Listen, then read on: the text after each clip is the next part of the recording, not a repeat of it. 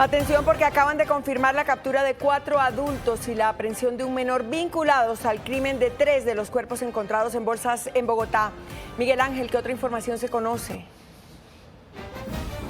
¿Qué tal? Un saludo. Homicidio agravado y tortura para estos 4 adultos y esa menor de edad, integrantes, según la Fiscalía, de una banda conocida como Los Satanás, señalados de haber asesinado el pasado 25 de agosto a 3 personas, obligado a carreteros a transportar los cuerpos envueltos en bolsas plásticas hasta el sector de El Amparo, en la localidad de Kennedy, y abandonarlos en vía pública. Los señalados no aceptaron los cargos y cumplirán medida de aseguramiento en centro carcelario. La menor de edad, por su parte, tendrá que cumplir esa pena en internamiento preventivo. Continúen usted, Inés María. Sí, y es muy grave la situación que afrontan en el estado Aragua, en Venezuela. Ya son 25 las víctimas mortales y 52 los desaparecidos. Sigue la búsqueda de sobrevivientes tras el derrumbe que causó el desbordamiento de una quebrada en Las Tejerías.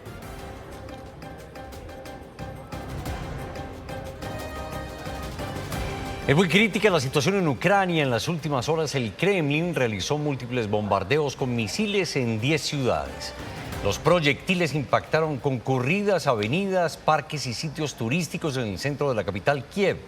Imágenes que fueron registradas por los ciudadanos.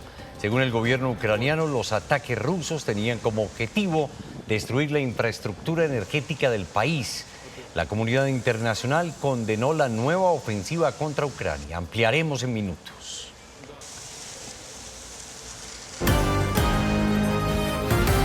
Por pisar sin culpa, un pasajero menor de 15 años fue asesinado dentro de Transmilenio. El delincuente lo atacó con arma blanca y escapó. A esta hora es buscado por las autoridades.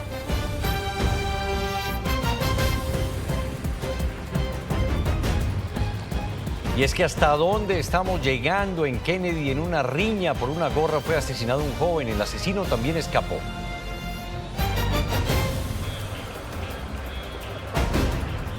¿Qué pasará con el hombre que disparó y causó la muerte del presunto ladrón en Cali? Autoridades señalan que está vinculado al proceso, mientras que expertos consideran que se trató de una legítima defensa. En A lo que vinimos, el terrible caso de feminicidio que conmociona a Bogotá. Hablaré con doña Blanca Vargas, tía de la joven asesinada, al parecer por su pareja. Pide a la policía capturar al responsable y a Bienestar Familiar información sobre el paradero del niño de 4 años, hijo de la pareja. Los estragos de Julia en La Guajira. 22.000 personas resultaron afectadas por el paso del huracán. Presidente Gustavo Petro viaja a Uribia, zona del departamento más afectada e incomunicada por inundaciones. En San Andrés, por fortuna, no hay víctimas. Sin embargo, comunidad hace llamado por ayudas para recuperar las 102 viviendas afectadas por el paso del huracán. Y en noticias de Antioquia, líderes sociales y la Defensoría del Pueblo alertaron sobre la grave crisis de orden público que se vive en 2 regiones del departamento. Los continuos enfrentamientos entre estructuras criminales tienen a la población atemorizada y confinada. Bogotá llega a límites históricos de enfermedades respiratorias. Secretaría de Salud pide usar tapabocas si tiene signos de gripa y, en el caso de los niños, no mandarlos al colegio cuando presenten síntomas.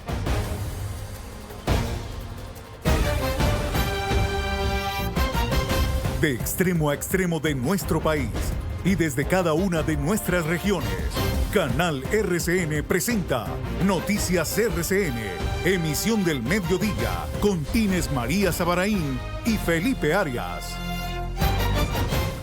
Son lamentables los hechos violentos registrados en las últimas horas en Bogotá. Un joven de 15 años fue asesinado en una estación de Transmilenio luego de tropezar accidentalmente con otro usuario del sistema. Según el comandante de la policía de Transmilenio, ya se tienen ubicados los videos donde se ven a los agresores. Jason Vera, ¿quiénes serían los presuntos responsables? Felipe, Inés María, un cordial saludo para ustedes, para los televidentes. Pues según el comandante de la policía de Transmilenio, los videos son claros, tanto dentro del bus como fuera del bus, en la estación de Transmilenio, exactamente en esta CDS carrera 32 en la que nos encontramos. Estas personas serían varios hombres, dicen que también según los testigos serían extranjeros y su locación podría estar en la localidad de Kennedy. Los están buscando y se espera emitir las órdenes de captura para detener a la persona que causó la muerte de este joven y también a los que lo estaban acompañando. Esta es la historia. Un joven de 15 años fue asesinado en Transmilenio durante la noche del sábado. Los hechos ocurrieron entre las estaciones Graffiti y CDS 32, cuando ingresando a uno de los articulados, tropezó con un grupo de personas. Un caso de intolerancia donde una de estas personas, un menor de edad, tropieza accidentalmente con otra persona y ahí se genera una gresca. La riña que inició en el bus se trasladó a los vagones de la estación. Los agresores utilizaron un cuchillo causándole una herida mortal en la región precordial. Es importante resaltar que ya se tienen los videos de la persona que agredieron al menor y de igual forma a todas las personas que se encontraban ahí. La alcaldesa Claudia López se pronunció a través de su cuenta de Twitter. Mi rechazo absoluto a este acto infame de intolerancia en el que un menor fue asesinado. La vida es sagrada. Según algunos testigos de los hechos, se trataría de varios extranjeros que iban en el bus y que huyeron en varias direcciones luego de causar la muerte del joven. Dicen las autoridades que durante el año van más de 18.000 armas blancas incautadas dentro del sistema. Terrible. Y otro hecho que es realmente doloroso. Jason, un joven perdió la vida en una riña. Al parecer se desató por una gorra. ¿Cómo ocurrió?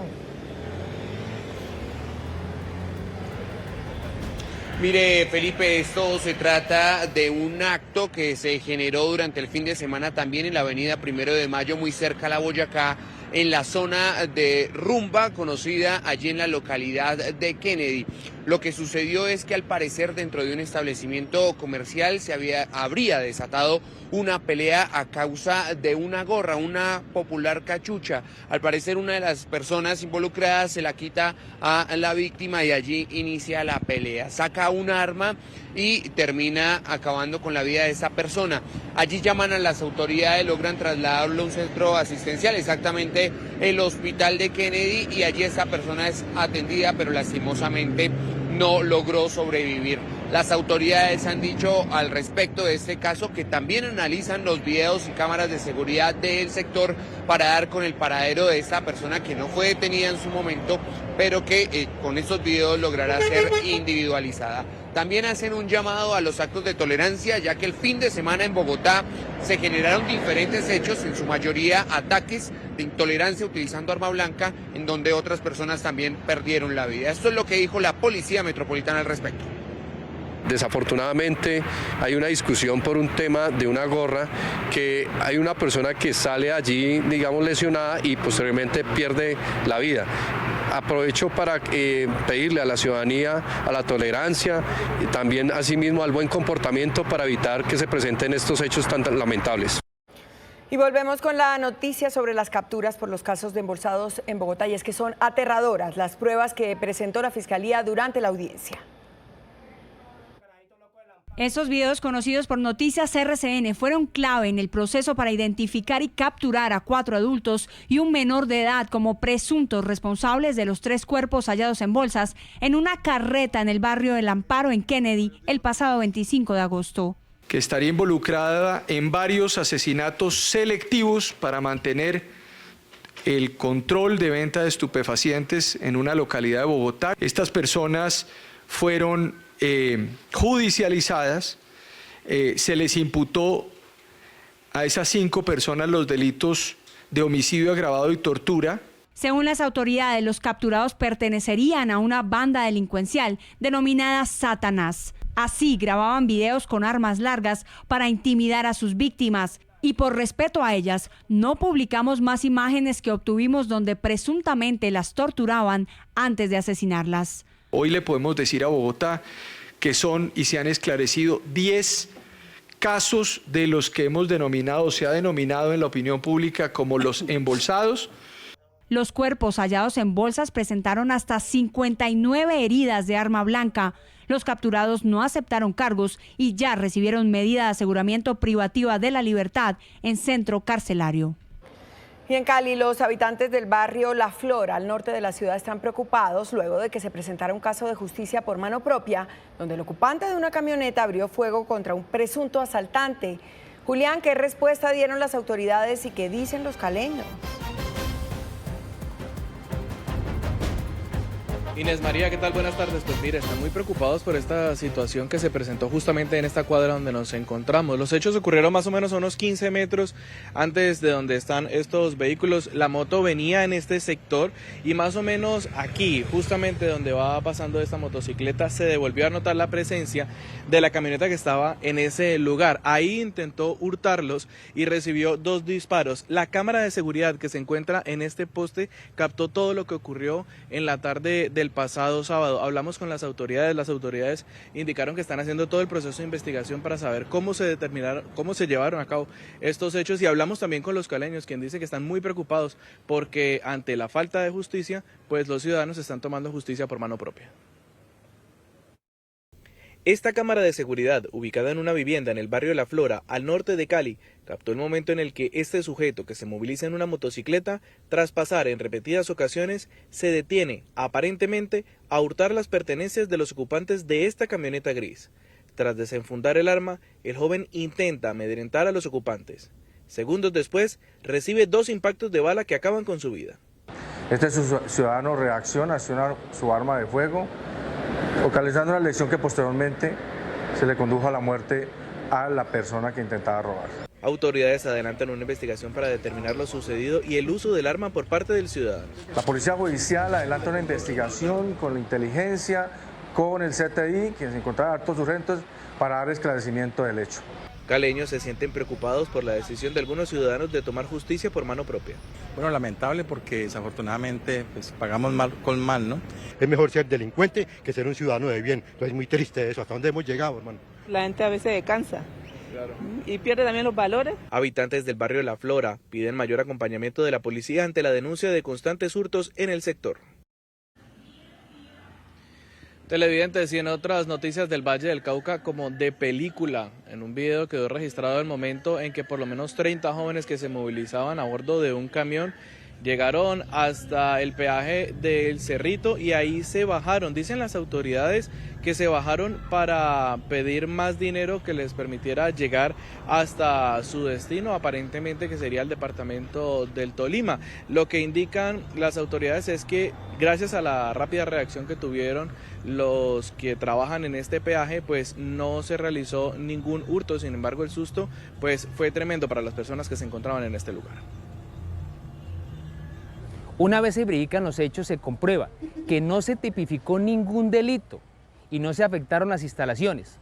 Asimismo, por parte de la Policía Nacional, se realizó el acompañamiento de estos hinchas para que no presentaran hechos que alteren la tranquilidad ciudadana en este importante corredor vial. La violencia desmedida cada día deja más víctimas en el país. El fin de semana hablamos aquí en Noticias RCN del caso de feminicidio ocurrido en el sur de Bogotá. La familia de la joven sigue esperando a que el responsable del crimen, este hombre, se entregue o las autoridades lo capturen.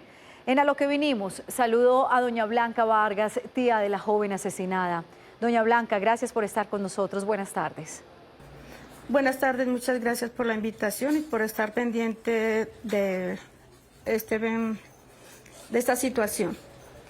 Doña Blanca, ¿qué sabían ustedes de la relación de Lady Lorena con este hombre? Resulta que él le daba mala vida a ella y el problema es que radica en que ella lo iba a abandonar porque ella ya no soportaba la mala vida que él le daba. ¿Qué información conocen de lo que ocurrió el viernes pasado, el día del crimen? Resulta que el señor la mató prácticamente a las 11 de la mañana.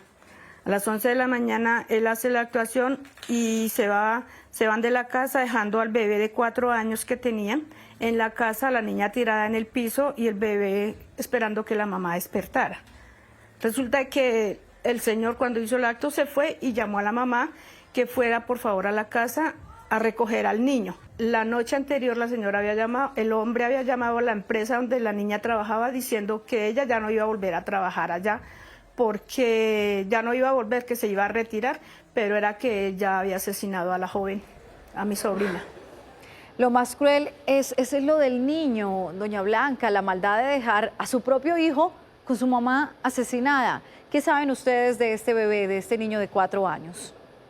Pues esta es la hora que a nosotros no nos han dado razón del niño para nada han dado razón. La señora simplemente se limitó a decir que se lo había llevado a bienestar familiar, que estaba en un hogar de paso, pero a la verdad, mi hermano, nosotros a esta hora no sabemos nada del niño. Tenemos mucho temor que el hombre pueda causarle algún daño al bebé o algo así. Pues hay que proteger precisamente a este bebé después de lo que pasó. ¿Qué le pide a la policía, a la fiscalía que la ven a esta hora, doña Blanca? Pues queremos justicia, primeramente, la justicia divina que va a caer para él.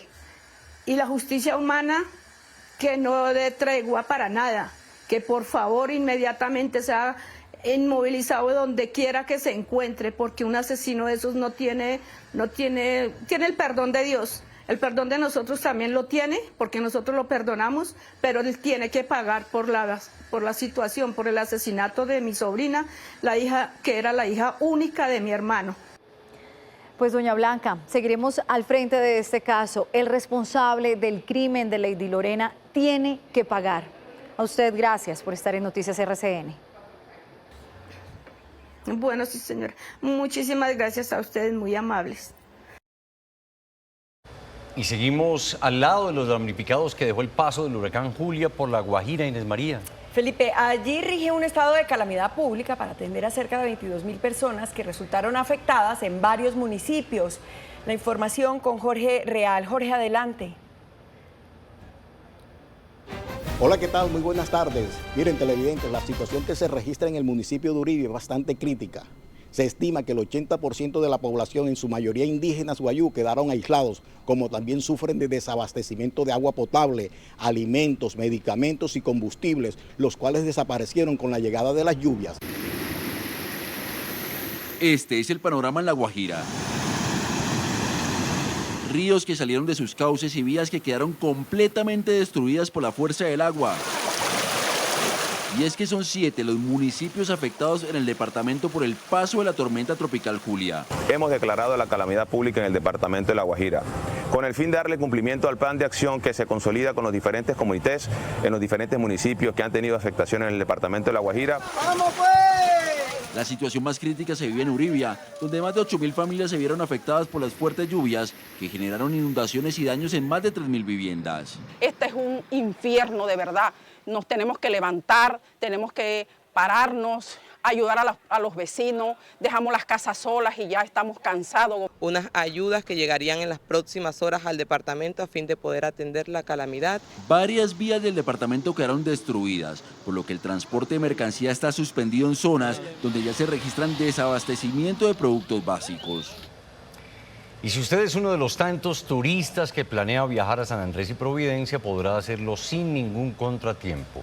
Según el gobernador Ever Hawkins, tras el paso del huracán Julia, establecimientos y vuelos comerciales en la isla operan con total normalidad. Autoridades además trabajan de manera articulada para realizar labores de limpieza y reparaciones a por lo menos 100 viviendas afectadas. En los próximos días se esperan lluvias intermitentes. Con el paso de las horas retorna la tranquilidad a la isla de San Andrés y Providencia. Según el balance que entrega el gobernador Ever Hawkins, el toque de queda fue levantado desde el día de ayer y con este el flujo habitual de turistas se apoderó de las islas. Turistas que pagaron sus paquetes y no pudieron pues de pronto disfrutar en las playas, lo hicieron inmediatamente desde el día de ayer. Hasta ahora el reporte oficial advierte que alrededor de 100 viviendas no resistieron a los vientos de 110 kilómetros por hora, por lo que las autoridades declararon la urgencia manifiesta para atender la situación. Hay muchas reclamaciones de muchos ciudadanos, tanto raizales como residentes, que tienen afectaciones a sus viviendas. Hoy terminaremos eso hacia las 6 de la tarde. La infraestructura hotelera tuvo leves afectaciones. El gremio aseguró estar preparado para reanudar la prestación del servicio en la semana de receso escolar, donde cientos de turistas eligen a San Andrés como uno de los destinos turísticos más apetecidos. Desde ayer hacia las 4:30 de la tarde arrancaron los vuelos comerciales. Le hemos dicho a todos los ciudadanos turistas que vengan a San Andrés, nacionales e internacionales, que coordinen muy bien con sus aerolíneas la reprogramación de los vuelos. Luego de concluido el recorrido el día de ayer del presidente Gustavo Petro, se coordinan las acciones propias de reparación y limpieza en la isla. Sin embargo, el llamado de apoyo del gobernador al sector privado que tenga capacidad para proporcionar materiales de construcción para que sean los mismos isleños quienes reparen sus viviendas. Según el IDEAM, en los próximos días se esperan vientos leves y lluvias intermitentes. Pues en Atlántico también se vivió una emergencia por cuenta del paso de Julia. Las autoridades iniciaron la entrega de ayuda humanitaria para 929 familias que resultaron damnificadas. Jairo Cabrera, ¿cómo se está coordinando la entrega de ayudas? Hola, muy buenas tardes. Está al frente de esa entrega de ayudas la Gobernación del Atlántico, pero también la Defensa Civil. Entre esas 929 familias que resultaron afectadas, hay 160 familias campesinas del corregimiento de Burrusco que han sido priorizadas en las entregas de ayuda, pero mucha atención porque en este momento comienza a llover en algunos sectores del departamento del Atlántico y de Barranquilla, así que están activados los comités de emergencia, así como también lo que tiene que ver con las autoridades. Y en el canal del Dique y en el embalse del Guájaro se están con las alertas encendidas ante posibles desbordamientos y emergencias que se puedan presentar. Venimos realizando el trabajo en La Peña también hace 4 días en cabeza del señor alcalde y en la noche anterior en el municipio de Baranoa, donde hubieron afectadas más de 201 casas hasta el momento en 12 barrios respectivamente del municipio. Aquí en la ciudad de Barranquilla lo que dicen las autoridades es tener mucho cuidado con los arroyos. En este momento estamos viendo, comienza a caer una lluvia intensa en gran parte del norte de la ciudad, así que hay que tener mucho cuidado con los arroyos. Felipe, usted tiene más información. Buenas tardes. Sí, Jairo, estar muy atentos a los arroyos en Barranquilla con estas lluvias. Y entre tanto, el Caribe sigue padeciendo los efectos de la tormenta tropical Julia, precisamente pese a que se debilitó, el fenómeno avanza en este momento hacia Guatemala después de dejar 4 muertos, inundaciones y daños materiales en El Salvador y Honduras. El Centro Nacional de Huracanes mantiene las advertencias de riesgo de inundaciones repentinas y deslizamientos de tierra que amenazan la vida de Centroamérica, el sur de México, hasta este martes.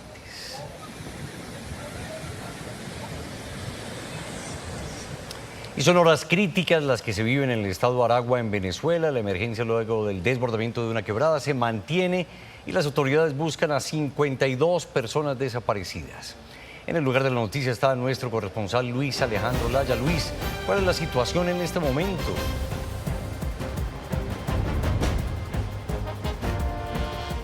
Hola, muy buena tarde. Pues la situación continúa siendo sumamente crítica. La zona de las tejerías en el estado Aragua ha sido declarada en sus 21 sectores como zona de desastre por esto que ha ocurrido. Hay pues una destrucción total en el sector. El día de hoy, ya un segundo día de esta tragedia que ocurrió entre la noche del sábado y la madrugada del domingo, pues continúan labores de búsqueda y rescate. Equipos de emergencia hemos podido presenciar, cavan con las manos, con palas, con cuanta maquinaria existe para intentar buscar personas que estarían tapeadas bajo las viviendas. Pudimos presenciar un momento muy triste el día de hoy, que fue cuando hallaron el cadáver de un niño de 7 años en una vivienda. Los propios rescatistas decían que eran momentos muy duros, que eran momentos muy impresionantes también para ellos, que ingresan a esos espacios sumamente difíciles de acceder y logran este tipo de recuperaciones, ya no rescate sino recuperación. Y pues bueno, han sido momentos muy duros.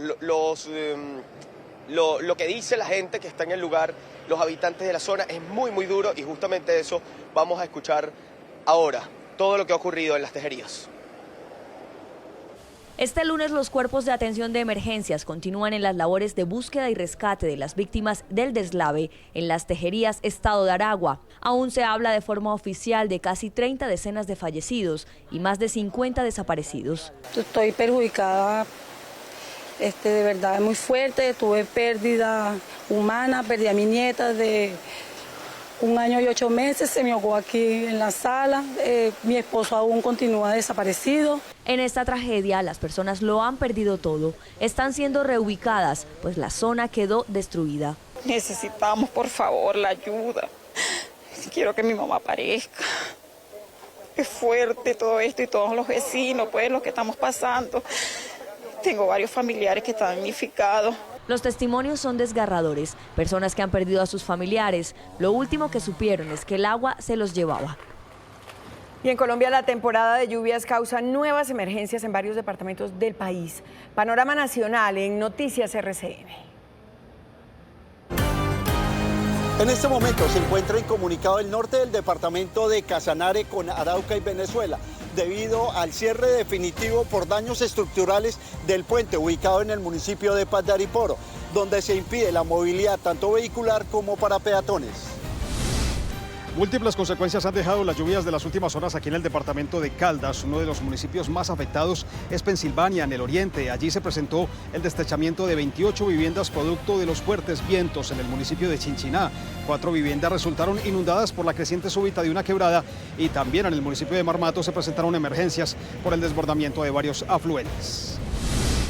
26 municipios del departamento norte de Santander han decretado la calamidad pública a causa de las recientes lluvias. Más de 7.000 familias han salido damnificadas y también 2.000 viviendas han colapsado. También en diferentes puntos de las carreteras se han atendido 400 en total. Asimismo, se rehabilitó esta mañana el paso entre la vía Cúcuta-Pamplona.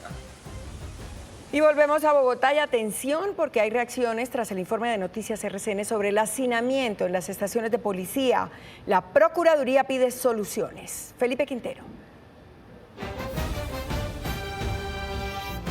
Hola Inés María, ¿qué tal? Muy buenas tardes. Soluciones contundentes tras el informe revelador periodístico de nuestra compañera Viviana Llorente. La saludo desde la cárcel El Buen Pastor en Bogotá, donde una comisión accidental para el seguimiento del hacinamiento carcelario, liderada por el senador Gustavo Moreno y distintas entidades tomaron cartas en el asunto. Presentarán una reforma y, ojo, revelaron cifras escalofriantes del hacinamiento en estaciones de policía. En este momento hay cerca de 22.000 internos en condición de sindicados que no deberían estar ahí. Acá les mostramos los detalles de lo que ha trascendido en la cárcel El Buen Pastor.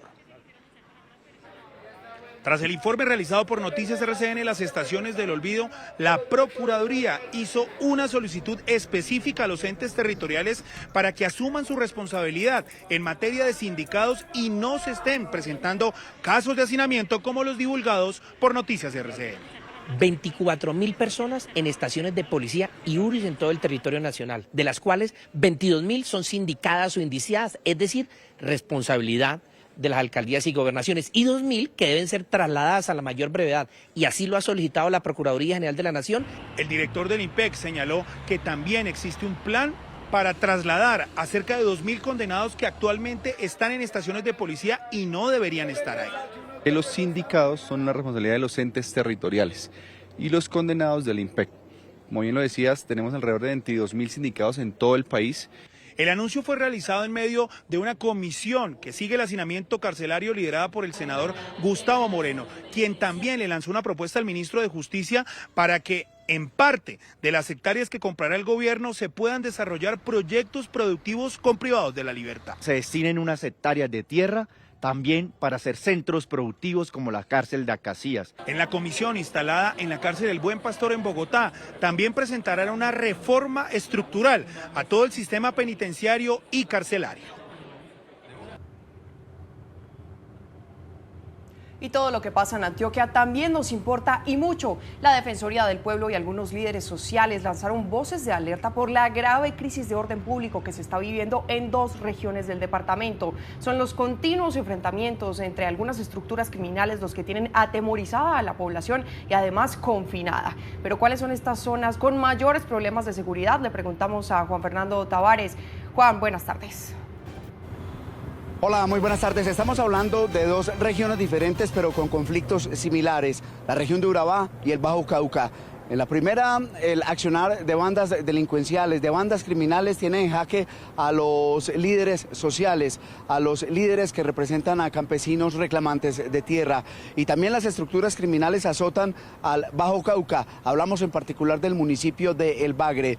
Los ilegales se disputan el control de las rentas criminales como el narcotráfico, la extorsión o la minería ilegal, y en medio queda la población. Este es el reclamo que hace la Defensoría del Pueblo y los propios líderes campesinos. La denuncia es clara y delicada. En la región de Urabá, en límites entre Antioquia y Chocó, se deteriora la seguridad, sobre todo para los líderes sociales y para los campesinos reclamantes de tierra. Para nosotros poder entrar a nuestro territorio hay que pedirle permisos a los grupos armados, al margen de la ley, que hoy son quienes están en los territorios y quien decide quién entra y quién no, y quién sale. Por gestión de la Fundación Forjando Futuros, la JEP emitió medidas cautelares exigiéndole al gobierno nacional seguridad en la zona. Hay mucha inseguridad para nosotros, no hay garantías.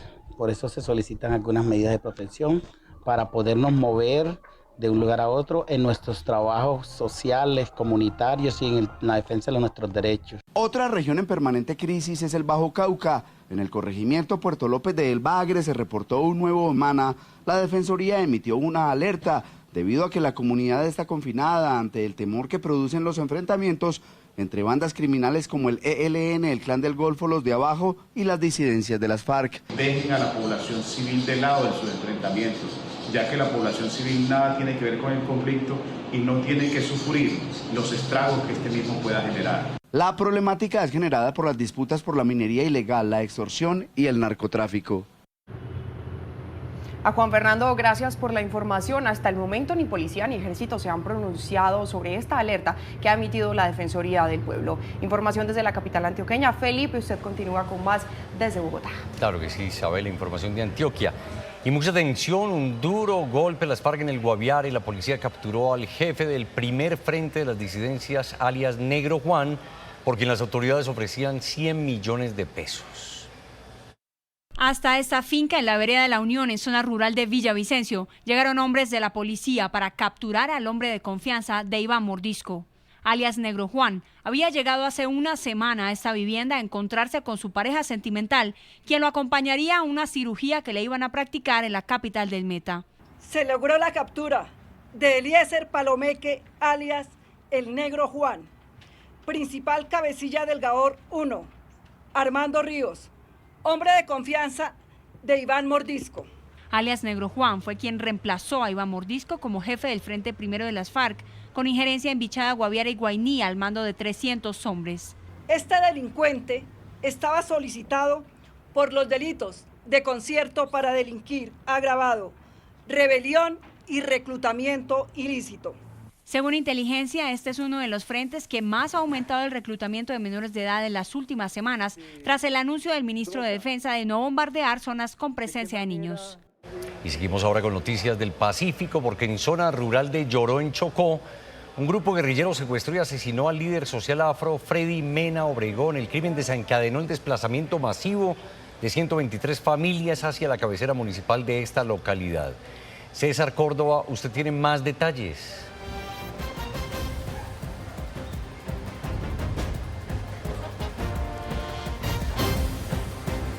César. Felipe, muchas gracias. Sí, la situación es bastante preocupante en ese municipio, como usted acaba de indicar. Y después del asesinato de este líder social por parte de un grupo que ingresó fuertemente armado a la población La Playa. Se desconoce qué grupo exactamente fue el que perpetró este homicidio, lo que originó el desplazamiento de estas 123 familias hacia la cabecera municipal, donde están recibiendo atención humanitaria. Llegaron, ultrajaron a varios pobladores de Playa, sacaron al líder y luego fue asesinado. Por tanto, esperamos pues que estos hechos se puedan esclarecer por parte de las autoridades competentes. Bueno,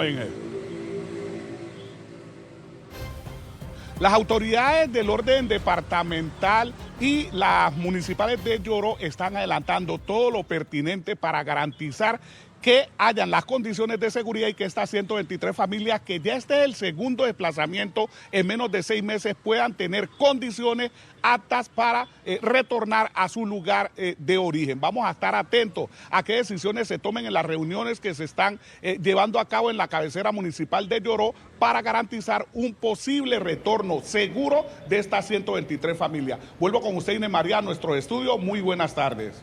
Seguiremos atentos, César, gracias. Y mire, preocupa el tema de seguridad en Magdalena. En menos de una semana, 2 mujeres menores de edad fueron asesinadas en 2 municipios. En uno de los casos, parte de la comunidad linchó al presunto homicida. Luis Fernando Iguarán, detalles de esta situación. Inés María, televidentes, muy buenas tardes. Aunque no parecen tener relación, estos asesinatos que se registraron en menos de una semana generaron tristeza, rechazo y preocupación.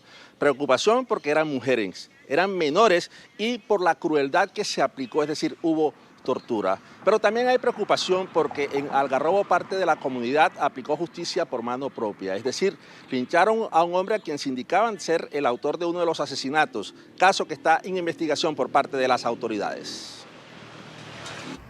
Los homicidios de estas menores se registraron en 2 municipios vecinos en Magdalena. Este fin de semana en Algarrobo, una joven de 15 años que llevaba horas desaparecida fue encontrada muerta y su cuerpo con signos de tortura. Le pedimos a las autoridades a que lleguen hasta las últimas consecuencias para esclarecer este macabro crimen. El caso se dio cuando el departamento aún no se reponía de la violación, tortura y asesinato que sufrió otra menor de 17 años una semana antes en hechos ocurridos en Ariguaní. Mientras las autoridades en Ariguaní siguen investigando el homicidio, en Algarrobo, parte de la comunidad marchó pidiendo justicia, mientras otro grupo de ciudadanos enfurecidos buscó por su cuenta al presunto asesino y lo linchó.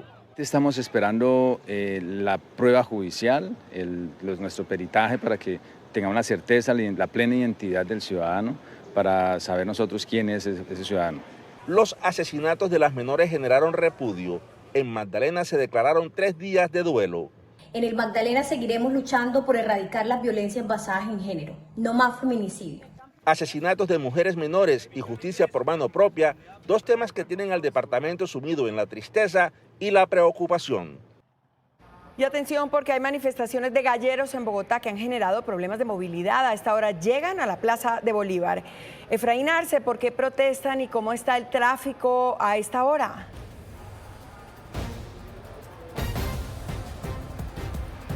Personas acá en la Plaza de Bolívar.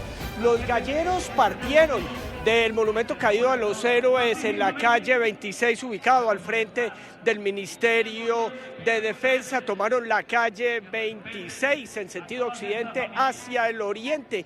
A medida que se iban desplazando, pues iban generando un tremendo represamiento, muchísimo inconveniente en materia de movilidad por la calle 26. Se formaron largas filas en el centro de la ciudad, pues la situación ha sido bastante difícil, muy difícil para los vehículos, porque la carrera séptima, calle 19, calle 20, carrera décima estuvieron bloqueadas. Ellos aseguran que son 150.000 empleos los que dependen de los gallos, de estas peleas de gallos. Aseguran también que en más de 1.000 municipios colombianos hay familias que viven, sobreviven, su sustento se debe a las peleas de gallos. Ellos aseguran que no están pidiendo ningún tipo de subsidio, que están simplemente pidiendo el derecho al trabajo y que esta es una tradición colombiana que no se debe perder. Eso pues es lo que dicen aquí los representantes, los marchistas de los gallos, que piden su derecho a trabajar. Información en vivo y en directo desde la Plaza de Bolívar. Felipe, continúe usted con más información. Claro, Efraín, ahí está la protesta de galleros en Bogotá. Volvemos a la costa Caribe porque en noviembre bajarían las tarifas del servicio de energía en toda esa región. Tras el anuncio, la empresa Aire señaló que sus usuarios también verán reflejada esa disminución. El anuncio que esperaban 1.300.000 usuarios de los departamentos de La Guajira, Magdalena y Atlántico lo hizo la empresa Aire a través de un comunicado. La compañía distribuidora y comercializadora de energía informó que se une al Pacto por la Justicia Tarifaria impulsado por el Gobierno Nacional. Conforme a los lineamientos de la Comisión de Regulación de Energía y Gas, GREC, la compañía se acoge de manera voluntaria al compromiso de impactar positivamente la disminución de la tarifa de energía eléctrica a partir del mes de noviembre de 2022. De inmediato la esperanza de los usuarios se encendió y muchos empezaron a hacer cálculos esperando una considerable reducción en la tarifa. Nosotros realmente todavía esperamos que sea entre el 20 y el 30%, teniendo en cuenta que el incremento fue el 50%. En las calles hay una mezcla de expectativa e incertidumbre por la disminución en los recibos que llegan mes a mes. Ha comunicado que va a bajar, bueno, habría que esperar en qué porcentaje que nos favorezca a nosotros los usuarios. No creo en eso, pero bueno, no sé, ellos sabrán, ¿no? El porcentaje que disminuiría la tarifa lo dará a conocer el Gobierno Nacional. Emergencia sanitaria en Pereira por una intoxicación masiva. 36 personas resultaron intoxicadas por consumo de empanadas en una cafetería. 16 pacientes están en grave estado en unidades de cuidados intensivos. Johnny Saavedra en Pereira, ¿qué dicen las autoridades de salud?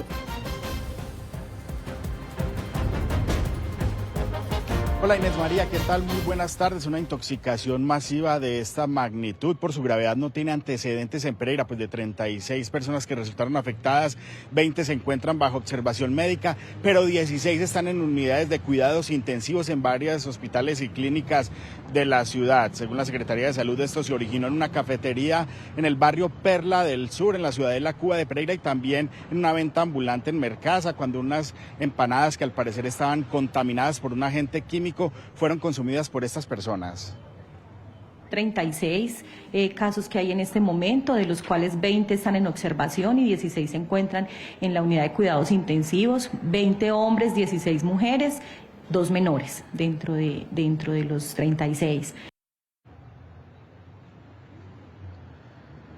Son 16 personas que están en las UCI de Pereira, entre ellas una menor de edad. Se espera que en las próximas horas se determine cuál fue la sustancia que contaminó estos alimentos. Información en directo desde Pereira. Inés María, continúe usted con más noticias. Muy buenas tardes. Esperamos su pronta recuperación. Gracias.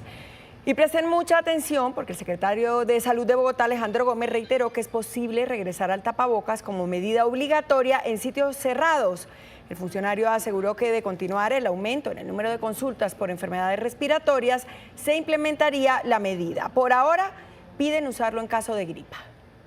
En este momento, nuestro nivel de consulta, de demanda en procesos respiratorios está llegando al máximo histórico. El segundo pico respiratorio tiene en alerta a las autoridades sanitarias y en Bogotá ya se habla de volver al tapabocas en sitios cerrados. El dato que nos determina una alerta respiratoria es que durante 3 semanas nuestros niveles de reporte en infección respiratoria aguda superen el histórico de los últimos 5 años. De tal manera que antes de que eso pase, es importante utilizar las medidas de bioseguridad para evitar una expansión de los virus que producen la enfermedad respiratoria aguda. Las recomendaciones son el uso del tapabocas en personas sintomáticas respiratorias y en ambientes cerrados, lavado de manos varias veces al día, mantener los esquemas de vacunación completos. Que aquel niño o niña que tenga un proceso respiratorio, una gripa, un resfriado, no vaya al colegio o no vaya al jardín infantil en la medida de lo posible. De un total de 1.449 camas de unidad de cuidado intensivo reportadas por las IPS en Bogotá, hay 1.012 ocupadas, es decir, la ocupación es del 68.8%. Pues a seguirnos cuidando todos. Ahora hablemos de la ley de orden público que hoy se debate en el Congreso. Angie, avanza la discusión y ¿qué dicen senadores y representantes? Felipe, buenas tardes. Pues ha sido un debate tenso porque el sector gobierno dice que las leyes en materia de paz, como es ley de sometimiento y de orden público, deben estar aprobadas antes de iniciar los diálogos con el ELN, pero los partidos políticos tienen varios reparos, entre ellos está el tema de la extradición, la participación de organizaciones humanitarias en los diálogos. Hasta el momento van 8 artículos aprobados de 13, entre ellos los más recientes, regiones de paz, gabinetes de paz y esa participación que tendrían las organizaciones humanitarias.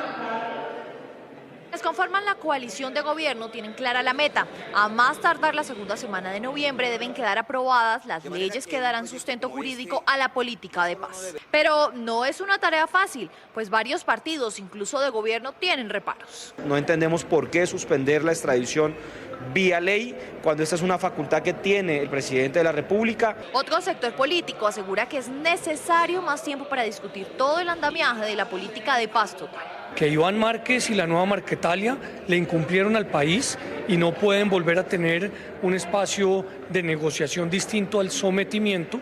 Y dos, los grupos criminales tienen que tener diálogos para someterse a la justicia. En las últimas horas el punto de quiebre ha sido el artículo 9, que pone sobre la mesa que las organizaciones humanitarias brinden protección y asistencia humanitaria a la población afectada por la violencia. Es un riesgo para todos los colombianos, porque como está redactado el artículo, señor presidente, ni siquiera la van a poder requisar un vehículo que diga que es de una organización de derechos humanos. Creo que eso es un peligro para quienes han vivido la violencia. Ante estas fuertes críticas, el ministro del Interior, con una férrea defensa, aseguró que estas organizaciones tendrían criterios de selección.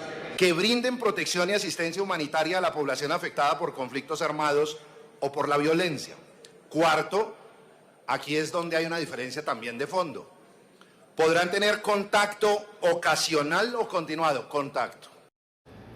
En Noticias del Mundo, Rusia lanzó los mayores ataques aéreos desde el comienzo de la guerra de Ucrania. Al menos 85 misiles fueron descargados contra territorio ucraniano como una respuesta a la contraofensiva de Kiev en Crimea. Al menos 11 personas han muerto y centenares de heridos son atendidos por equipos de emergencia. La noticia en Europa con nuestro corresponsal permanente Andrés Gil. Andrés, adelante. Hola, muy buenas tardes. Lo que han padecido durante este día, desde la madrugada, los habitantes de al menos 10 ciudades ucranianas, entre ellas Kiev, la capital, que desde hace varios meses no era objeto de ataques, es una verdadera lluvia de misiles, proyectiles lanzados por las fuerzas rusas controladas por Vladimir Putin. Al menos 71 han sido disparados durante el día de hoy y aunque muchos de ellos han podido ser interceptados por las fuerzas ucranianas, muchos otros han impactado en objetivos civiles, causando gran cantidad de muertes, de pobladores muertos, así como heridos y mucha destrucción material. Las calles de la capital ucraniana fueron blanco de los misiles. Una mujer captó con su celular cuando uno de los proyectiles pasó sobre su cabeza y estalló a pocos metros. También quedó registrado el momento exacto en el que un misil impactó el puente de Glassbright. Un hombre se salvó por unos cuantos metros de quedar entre los escombros. Al menos 85 misiles han sido disparados contra objetivos civiles en Ucrania. 40 de ellos lograron ser interceptados. Gloria a Ucrania. Gracias a la ayuda de nuestros militares, todo saldrá bien. Siga siempre las normas de seguridad y recuerde siempre, Ucrania existía antes de que apareciera este enemigo y Ucrania existirá después. Vehículos en llamas, apartamentos y oficinas gubernamentales en diferentes ciudades de Kiev resultaron dañadas por los ataques provocados por el Kremlin, principalmente en Kiev y Zaporilla. Estos ataques se tratarían de una venganza después de que el presidente Vladimir Putin declarara que la explosión del puente de Crimea fue un ataque terrorista por parte de Ucrania. Mientras Kiev es el epicentro del caos, los ciudadanos se refugian en las estaciones del metro, entonando canciones tradicionales para aliviar el estrés y el temor. Y ante esta nueva arremetida por parte de Vladimir Putin, es de nuevo unánime la condena internacional. Condena que aquí en la Unión Europea se ha hecho sentir, no solo rechazando los ataques en contra de la población civil en Ucrania, sino además reforzando el mensaje de unidad, de solidez en el respaldo, en el apoyo militar que Europa le sigue brindando a las fuerzas ucranianas. Hay conmoción por los ataques en Ucrania realizados por el Kremlin. Diferentes líderes mundiales se pronunciaron en contra de los bombardeos que hoy despertaron a diferentes ciudades. La Comisión Europea condenó los estallidos contra los civiles. Estoy conmocionada y horrorizada por el feroz ataque contra Kiev y otras ciudades ucranianas. Rusia una vez más le ha mostrado al mundo lo que representa, es terror y brutalidad. La portavoz del Ministerio de Relaciones Exteriores de China también se pronunció. Hemos tomado nota de los informes pertinentes y también esperamos que la situación pueda desescalar pronto. El presidente Joe Biden emitió un comunicado donde resaltó su preocupación ante las acciones de Putin. La Secretaría General de las Naciones Unidas emitió un comunicado como apoyo a la población civil. El secretario general de la OTAN insiste en el apoyo a los ciudadanos ucranianos.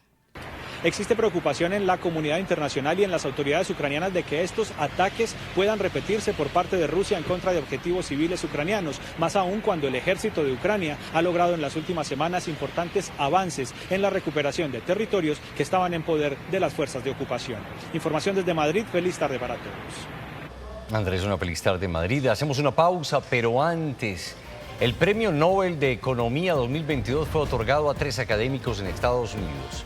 El ex jefe de la Reserva Federal, Ben Bernanke, Douglas Damon y Philip Dybvig ganaron por su investigación sobre los bancos y las crisis financieras, trabajos que fueron orientados a prevenir la crisis sistemática.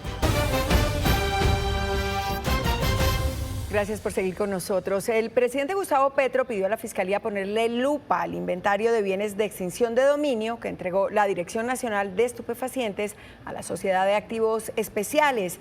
Dice que podría ser uno de los peores hechos de corrupción de la historia. Juan Camilo, usted buscó al director de la entidad. ¿Qué le dijo?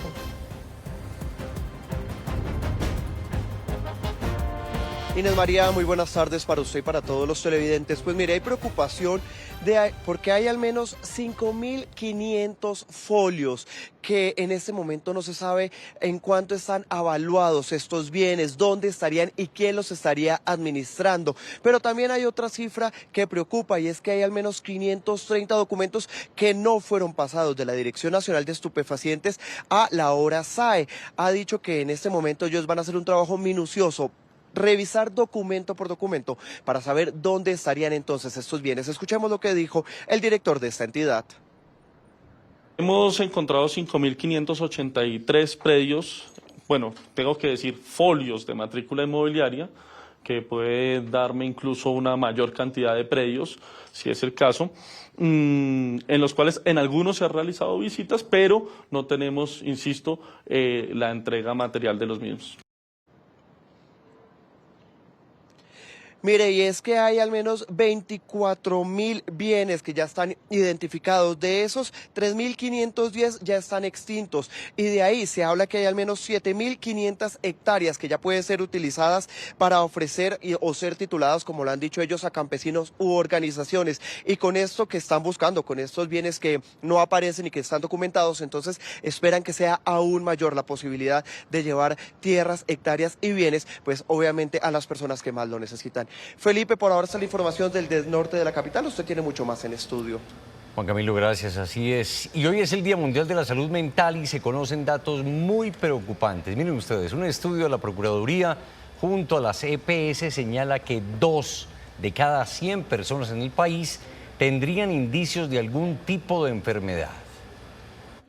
Las cifras de salud mental en el país preocupan a las autoridades. No es posible que en Colombia se perpetúe un escenario de discriminación hacia aquellas personas y familias que deben lidiar con enfermedades o condiciones psicológicas o psiquiátricas.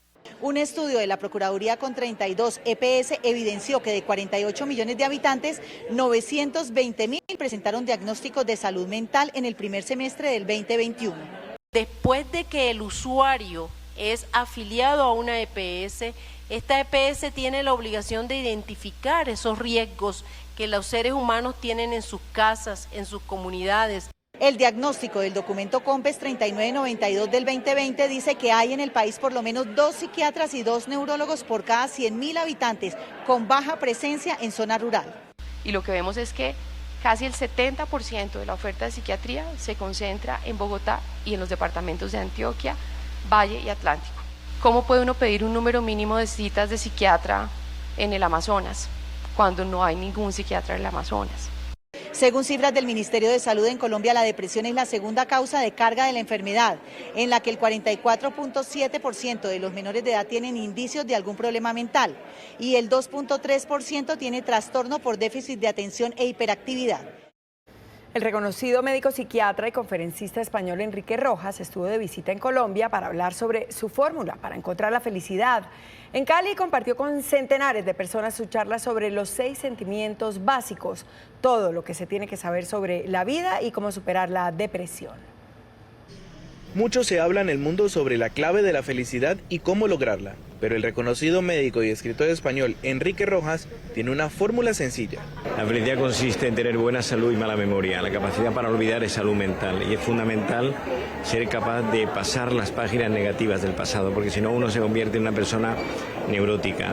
Para este psiquiatra hay 6 sentimientos básicos que todo ser humano debe poner en práctica. La alegría y la tristeza, el amor y el desamor, la paz y la ansiedad, la felicidad y la infelicidad, y la empatía y la toxicidad de personalidad. Y sobre el amor, yo no creo en el amor eterno, el amor se trabaja a base de cuidar los detalles pequeños, es inteligencia emocional. Este conferencista participó de un evento en Cali en el que llevó a los asistentes a reflexionar sobre la forma de actuar con base en los sentimientos frente a las circunstancias de la vida.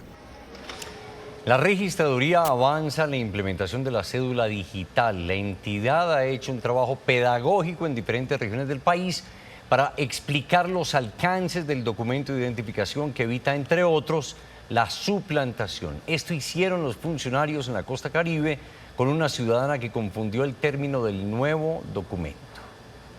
¡No a la cédula eléctrica! Una vez la registraduría conoció este video que se hizo viral, ubicó a su protagonista en la costa Caribe para contarle la realidad de la cédula digital. Porque la cédula eléctrica no existe. La entidad empezó por compartirle los beneficios del documento que se expide en 2 formatos, físico y digital. Este último es portable en los dispositivos móviles, con lo que se convierte en la llave de acceso para tener una identificación segura.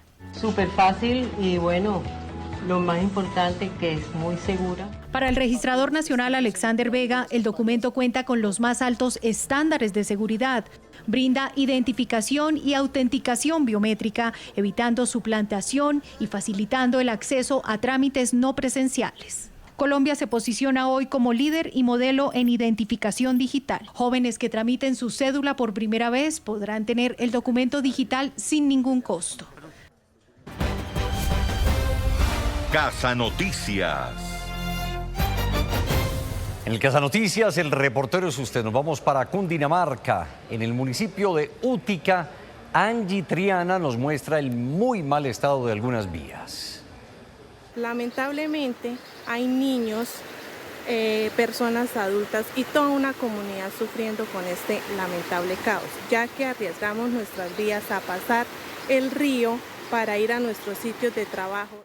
Claro, y tienen que pasar el río niños y personas adultas mayores. Nos trasladamos ahora a Atlántico, en Sabana Larga. Según Sergio Pérez, está totalmente abandonada la plaza principal. Queremos denunciar públicamente que en Sabana Larga Atlántico el alcalde Jorge Manotas no tiene autoridad, y debido a esta constante serie de irregularidades que hay en Sabana Larga con todas las cuestiones públicas, Sabana Larga tiene presente un desorden. Esperamos la respuesta del alcalde de Sabana Larga, totalmente acabada la plaza. Y ahora nos vamos para norte de Santander. Mónica Garay, en Sardinata, pide el arreglo de importantes vías del municipio. Buenos días, quiero mostrarles en el pésimo estado que se encuentra la vía Sardinata Las Mercedes, norte de Santander, para que el gobierno por primera vez se haga presente y se acuerden de lo que prometen. Es la vía Sardinata Las Mercedes, en norte de Santander. Por favor, Gobernación. Esperamos el video con su caso al WhatsApp 320-995-4854. El Casa Noticias, el reportero es usted y nosotros, el puente con las autoridades para solucionar su problemática. Y recuerde un consejo: no se quede callado, denuncie. Vamos con más noticias. Sí, Felipe, es momento para repasar los temas que más se mueven en www.noticiasrcn.com. Hoy con Camila Pavón. Camila tiene toda la información de lo que estamos viendo en nuestras páginas de internet. Les repito la dirección: www.noticiasrcn.com. ¿Qué tenemos hoy, Camila? Buenas tardes a todos. Bueno, pues hoy abrimos en nuestro portal de noticias rcn.com con 3 temas importantes. El primero, las opciones que ofrece el ICETEX para que usuarios se pongan al día con las deudas. Noticias rcn.com habló con el presidente de esta entidad que nos explicó cómo serían estas jornadas que empezaría a partir del día de hoy y terminaría el próximo 28 de octubre. Ahora, en noticias económicas, la divisa estadounidense sigue alcanzando máximos históricos. Usted va a poder encontrar en nuestro portal cómo es el comportamiento de esta divisa. Y en las noticias más vistas, usted también va a poder encontrar cuál sería el aumento del salario mínimo para el 2023. Recuerden que ustedes pueden visitarnos en nuestro portal de noticias rcn.com y los invitamos para que esta tarde se conecten al debate de las 6 en nuestras plataformas digitales. ¿Saben quién es un pet lover? Es alguien que entiende que como tú los nutres, ellos te nutren la vida y que la verdadera compañía nace de una conexión natural, como entregar el corazón a su cómplice de aventuras. Ella es Valerie, educadora canina, un trabajo que le ha permitido reconfirmar que los perros que llegan a nuestra vida se convierten en fieles compañeros, en amigos incondicionales. Mi vínculo con Oliver y Greta, de verdad que más que un significado, es como un resultado de todo lo que yo he trabajado con ellos, es la forma en que yo soy su lugar seguro y ellos se vuelven también mi lugar seguro. Y qué mejor manera de responder a tanto cariño que fortaleciendo nuestra comunicación con ellos, afianzando ese vínculo tan especial y único que los pet lovers entendemos a la perfección. Ellos sanan el corazón. Yo creo que ellos nos eligen a nosotros y llegan a nuestra vida con una misión. En mi caso, Oliver y Greta llegaron en momentos de mi vida que yo jamás los hubiera esperado y llegaron para rescatarme. Es importante agradecer, valorar su compañía en nuestra vida, amarlos y aceptarlos como son. Algo que yo hago mucho es concientizar a las personas de que los perros son seres vivos, tienen unos días buenos, unos días malos, en los que nosotros no podemos exigirles que sean un robot y que todos los días, si ya te aprendiste eso y tienes que hacerlo y hacerlo y hacerlo, sino que se den el tiempo de conocer a su perro. Ahora vamos con hazañas maestras aquí en Noticias RCN. La corrupción y la falta de compromiso de muchos contratistas del país afecta generalmente a los niños más necesitados. Juan Eduardo Jaramillo estuvo en el Banco Magdalena, en donde el incumplimiento de lo que iba a ser un megacolegio acabó con la esperanza de los jóvenes, profesores y padres de familia. Miren en dónde y cómo estudian los niños. Hazañas maestras.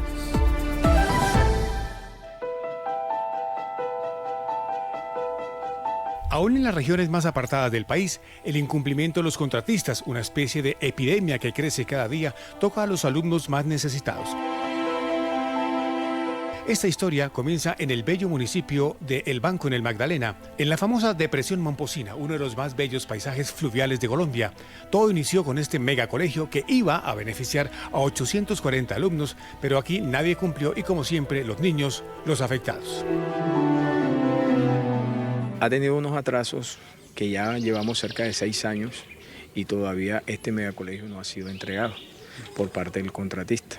Este contratista fue contratado por el Fondo de Adaptación, obra que debía de ser entregada al año siguiente. Hemos tenido que generar unos espacios locativos que no son los que debieran y no responden a las necesidades y a las expectativas de ellos. Como los prometidos modernos salones jamás aparecieron, hubo que echar mano de kioscos desbaratados y la sombra de los árboles para dictar clases en pleno potrero. Aquí la temperatura no baja de 36 grados. A ver, niños, saquen la libreta, vamos a trabajar. Pájaros sustantivo, cantan verbo. Así está el megacolegio y así es lo que aquí llaman salones. Ella es la profesora Rosa María Ortiz, una de las personas que más sufre con todo esto. Rosa, ¿qué tan difícil es dictar clase en estas condiciones? Muy difícil, sobre todo cuando hay lluvias. Invierno ahora. Claro, sobre todo la llegada a esta institución, los salones de clase, como ve, son kioscos con palma. Toca colocar esto. ¿Esta especie de cielo raso? Sí, señor. Para evitar que animalitos que se meten en las palmas, pues hacen sus necesidades y caen sobre los niños. Los muchachos también sufren por tantas carencias. La principal dificultad que tenemos aquí en la escuela son las instalaciones de las aulas, que los estudiantes tienen que estudiar en chozas así como esas. Y eso presenta un peligro para ellos porque uno nunca sabe, se puede caer una rama de esas. La invasión de murciélagos sacó corriendo a todos de este salón. Afortunadamente, dicen, porque no falta nada para que se caigan las puertas, el techo y las paredes. La puerta está en mal estado. Como puede ver, el olor se puede dar cuenta. Los muchachos no pueden... Claro, murciélagos.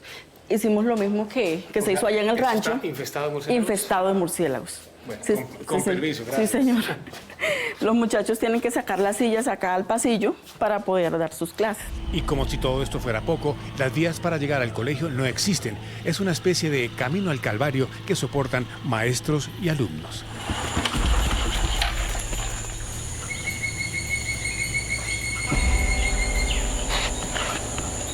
A pesar de todas estas dificultades, el próximo paso es convertir este colegio en una escuela etno, es decir, que reciba niños campesinos y afrodescendientes para así fortalecer la identidad cultural de esta zona conocida como la Depresión Momposina.